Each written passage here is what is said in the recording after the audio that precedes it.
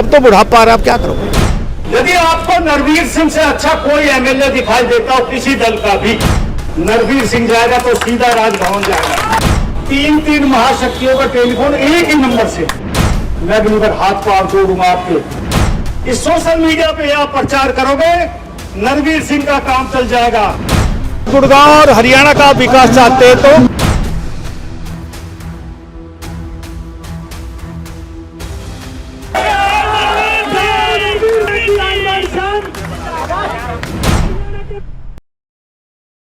नमस्कार, आप देख रहे हैं BS24 न्यूज। मैं दीपाली गहलोत। हरियाणा विधानसभा चुनाव की सरगर्मियां तेज है। नेताओं में टिकट लेने की होड़ लगातार जारी है। इस बीच हरियाणा के पूर्व मंत्री राव नरवीर सिंह के तरफ से बादशाहपुर विधानसभा सीट से टिकट मिलने का दावा किया जा रहा है। टिकट मिलने की खबर के बाद उन्हें बधाई देने के लिए उनके समर्थकों का जन सैलाब उमड़ पड़ा। इस दौरान राव नरवीर सिंह ने समर्थकों को संबोधित करते हुए टिकट मिलने की पुष्टि भी की है। हालांकि पार्टी की तरफ से इसकी आधिकारिक घोषणा करनी अभी बाकी है।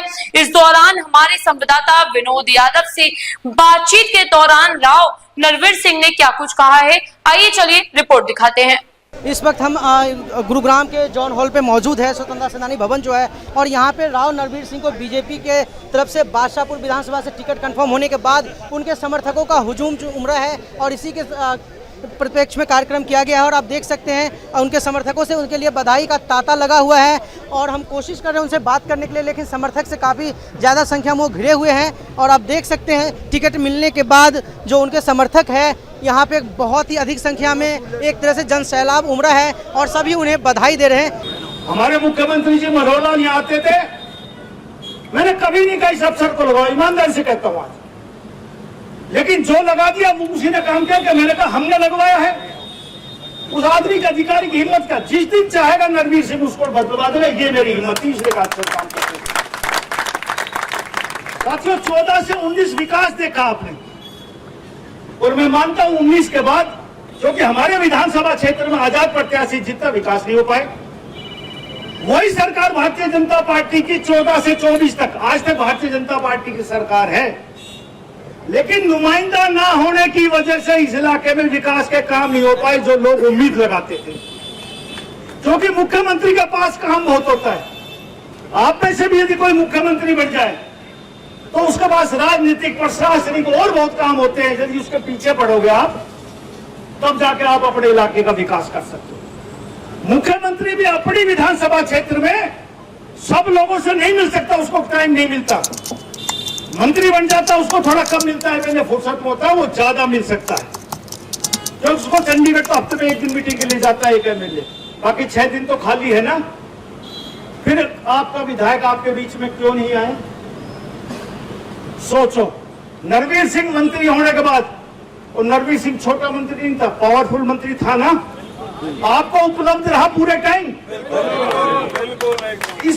फिर आज कहता हूं, और मैं चुनाव से पहले कहा करता कि किसी नए ने ढूंढोगे, ढूंढ सकती है तो विधानसभा ढूंढता रहेगा, नरवीर सिंह जाएगा तो सीधा राजभवन जाएगा। मैं सेक्रेटरीट में जाऊंगा तो चीफ सेक्रेटरी सर करके वो बात करेगा, खड़े होकर कुर्सी से बात करेगा, और नए बढ़ा के भेजोगे तो वो अपना इंट्रोडक्शन देगा जी मैं उस हल्के से आया हूं, मेरा ये नाम है, मैं विधायक हूं। नरवीर सिंह को पहचान नहीं।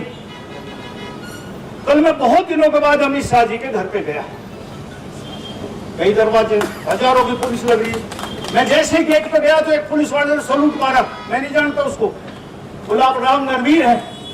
मैंने कहा कहते थे पर सब उस गेट से जाओ।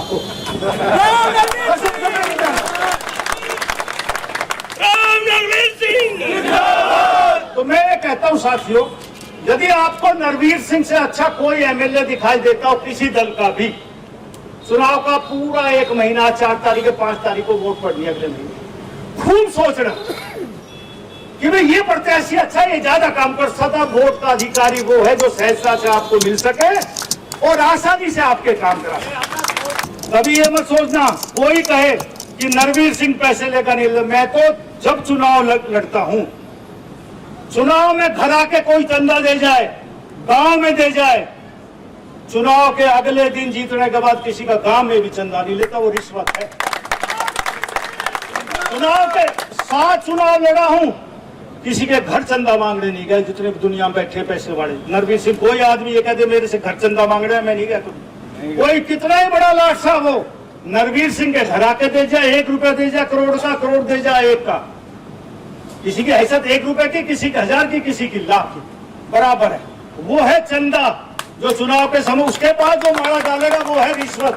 इसलिए भाई मैंने आपने पिछले चुनाव में देखा, 2014 में मंत्री बनने के बाद मैं सभी इलाके में गया, वहीं किसी ने मारा डालियो नरवीर सिंह लियो तो मैं गुनहगार हूँ। कोई नहीं कह सकता, कहीं नहीं डली। आपको ये अच्छा लगे। हाँ, मैंने हमेशा जित कहा कि लोग पता नहीं क्या क्या सोचते हैं। मेरे हल्के में एक दिन आपने प्रोग्राम कर रहा है, बोलो मैं आऊंगा, बता देना जब कहेगा। मैंने कहा पिछली बार जब 2019 में चुनाव हुआ, आप आए 2 विधानसभा की, जितनी भीड़ थी, मैंने कहा जब अब आओगे, आप लोगों के ऊपर कहा, अब का जब नरवीर सिंह मीटिंग करवाएगा तो वो जोश और वो हाजिरी आप देखोगे कि हिंदुस्तान में आपने बड़े बड़े जलसे देखे, नरवीर सिंह एक छोटा सा आदमी, लेकिन आपको लगेगा कि नरवीर सिंह का भी अहिरवाल में अस्तित्व है। ये मैं आपको साथियों, दुनिया में अकेला आदमी बड़ा नहीं हो सकता। कहते ना संघ, पार्टी से, व्यक्ति से बड़ी पार्टी है। जब पार्टी हमारी शक्ति देखेगी तो वो भी हमें शक्ति देगी। इसलिए कितनी शक्ति आपको चाहिए ये आपको दिखाना है।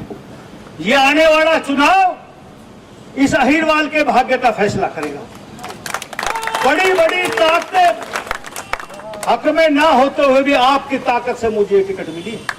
नरवीर सिंह 19 में भी यहीं था, आज भी यहीं है, लेकिन लोगों की भावनाएं, लोगों का सर्वे, आम आदमी की भागीदारी ऊपर तक, हेडक्वार्टर तक गई, कोई सर्वे करा, आईबी की रिपोर्ट गई, कोई सर्वे गया कि नरवीर सिंह जीतेगा सिर्फ बादशाहपुर से, और कोई नहीं जीत सकता।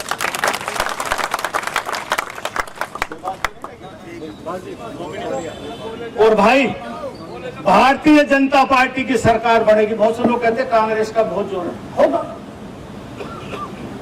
हमारे यहाँ भारतीय जनता पार्टी जीतेगी सब जगह। हाँ, मैं उस दिन कही थी होटल से नागर चौधरी तक भारतीय जनता पार्टी जीतेगी, सरकार यहीं से बढ़ती है। बॉम्बे एक्सप्रेस वे से एलिवेटेड और घाटा चौक तक एलिवेटेड बने। सबसे बुरा हाल इस एसपीआर का और एक्सटेंशन रोड का गुड़गांव। आज सभी गुड़गांव की सड़कें टूटी पड़ी हैं, हॉस्पिटल नहीं है, 30 लाख की आबादी हो गई। और मैं तो साउथ सिटी बस स्टैंड नहीं, मैं साउथ सिटी में कह के आया था कि जब इंसान के कोई बीमारी हो जाए और समय पे इलाज ना हो तो वो लाइलाज हो जाता है, कैंसर का भी रूप धारण कर लेता है, जिसका कोई स्टेज नहीं होता कि कौन सा स्टेज हो गया। गुड़गांव बढ़ता हुआ शहर है, 30 लाख की आज आबादी है कागजों में। और यदि 5 साल और ना हम सुधरे ना तो इतना बदहाल हो जाएगा कि राम जी भी उतर आएंगे तो इसका समाधान नहीं कर पाएंगे। इसलिए ये 5 साल अपने बच्चों के भविष्य के लिए, इस गुड़गांव के सुधारीकरण के लिए अच्छे मतदान से भाजपा को जिताइए ताकि इस गुड़गांव का विकास हो। और मैं सभी इन चैनलों के माध्यम से इन पढ़े लिखे और हाई राइज बिल्डिंग वालों से भी निवेदन करता हूं, तारीख जरूर बदलिए की बजाय 5। एक छुट्टी लेते, छुट्टी वही 5। पता नहीं मुझे क्यों इलेक्शन कमिश्नर बदली, छुट्टी वही 5। आप अंदाजा लगा, एक छुट्टी और 5, फायदा नहीं हुआ।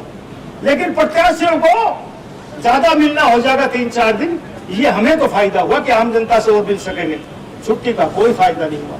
लेकिन ये जो हाई राइज बिल्डिंग में बैठे इनसे मैं निवेदन करता हूं कि एक दिन आपको 5 साल में एमपी एमएलए का मिलता है, काउंसलर में सब तो वोट गिरते बहुत कम है। इस हरियाणा के निर्माण के लिए मेरी आपसे प्रार्थना है कि अपने मतदान के लिए आप निकले, जो आपको प्रत्याशी अच्छा लगे वोट उसको दे। लेकिन ये 45-40% नहीं होना चाहिए मतदान। यदि गांव का गरीब आदमी, आम आदमी 80-82% पोल करता है तो पढ़ा लिखा आदमी, पैसे वाला आदमी भी 70-75% पोल करे, तब वो बैठ के अपने ड्राइंग रूम में क्रिटिसाइज सरकार को करे कि हमने सरकार को वोट दी और सरकार ये काम नहीं कर रही। उनको क्रिटिसाइज करने का हक जब है। जनतंत्र में, इस प्रजातंत्र में एक वोट का महत्व है। मैं एक सोसाइटी में गया था, उन्होंने कहा हमारी वोट बनवाओ। मैंने कहा मैं तो गलती से आ रहा, और भी कोई नहीं आओगा यूं कहोगे तो। अरे वोट के लिए आया हूं, तुम्हारी वोट ही नहीं तो मैं क्या करूंगा। प्रजातंत्र में मैंने कहा वोट बनवाओ। नरवीर सिंह भी आओगा, सभी प्रत्याशी आपके बीच में आएंगे। प्रजातंत्र में लोग वोटों का, हर आदमी स्वार्थी है, मैं भी स्वार्थी हूँ। मैं पटौदी हल्के में वोट अपने लिए तो नहीं मांग सकता ना, मान लोगे ना। गुड़गांव में नहीं मांग सकता, सोना में नहीं मांग सकता, बादशाहपुर में मांगूंगा। उनसे मांगूंगा जिनकी वोट है। और जिस सोसाइटी में वोट ही नहीं, मैं क्या कोई भी नहीं जाएगा। तो मैंने कहा आज सबसे पहले तो आपका धर्म यह बनता है कि आप वोट बनवाओ, और वोट बनवाते तो वोट डालना सीखो कि वोट डाल के आओ। कोई भी प्रत्याशी आप मेरे खिलाफ भी करोगे कि मेरे खिलाफ 800 वोट पड़ी, मेरे हक में 300 पड़ी या 100 पड़ी, मैं अगली बार हाथ पांव जोड़ूंगा आपके, यार मेरे से नाराज क्यों है। यदि वोट ही आपकी 50 पड़ेगी, कोई भी नहीं आएगा। मैंने कहा मैं गलत नहीं कह रहा। उन सोसाइटियों में वोट बनी, और मुझे खुशी है 5,16,000 वोट इस बादशाहपुर विधानसभा में है। जब मैं चुनाव लड़ा 303 मतदान थे, आज 528 से ऊपर मतदान केंद्र हैं। सोचिए कितनी वोट पड़ी। सबको सुविधा के लिए हमने तकरीबन सभी हाई राइज बिल्डिंगों में वो बनवा दिए बूथ। और अब भी नीचे उतर के एसी में आप वोट नहीं डाल सकते, तो फिर प्रजातंत्र इससे ज्यादा आपको क्या दे सकता है।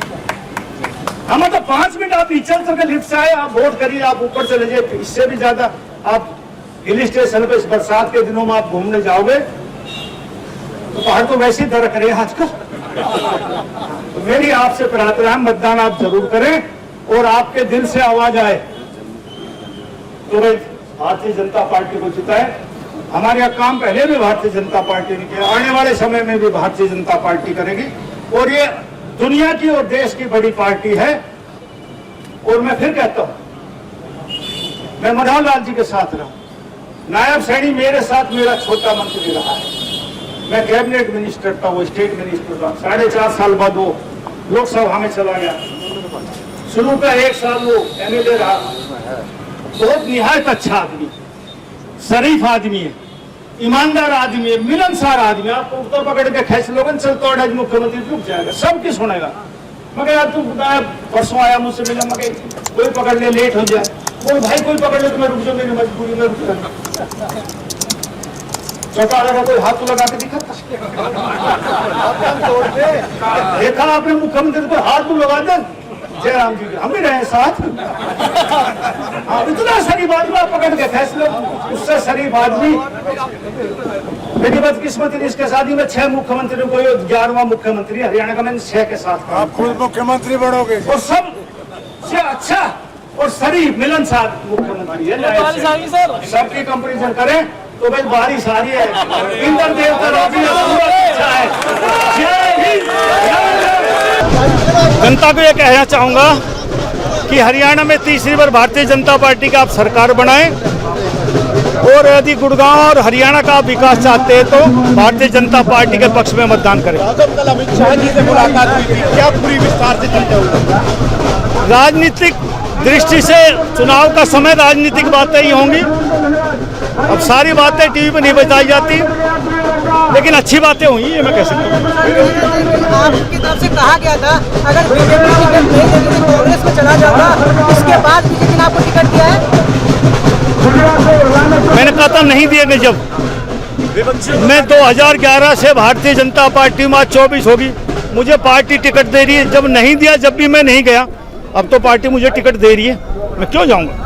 अमित शाह जी आ रहे हैं राउत साहब, जैसे आप भाषण में बता रहे हैं। मैंने ये कहा कि अमित शाह एक गुड़गांव में प्रोग्राम करेंगे बादशाहपुर विधानसभा में, मैं समय दूंगा उनके पास। उस दिन समय हुआ तो उस दिन नहीं, जिस दिन फिक्स होगा उस दिन कल आएंगे जरूर। हरियाणा से, हरियाणा के नेतृत्व की सवाल उठता है, तो क्या इस बार दक्षिण हरियाणा से मौका मिलेगा? ये पार्टी फैसला करती है। अकेला मैंने कहा ना, पार्टी बड़ी होती है, संघ बड़ा होता है।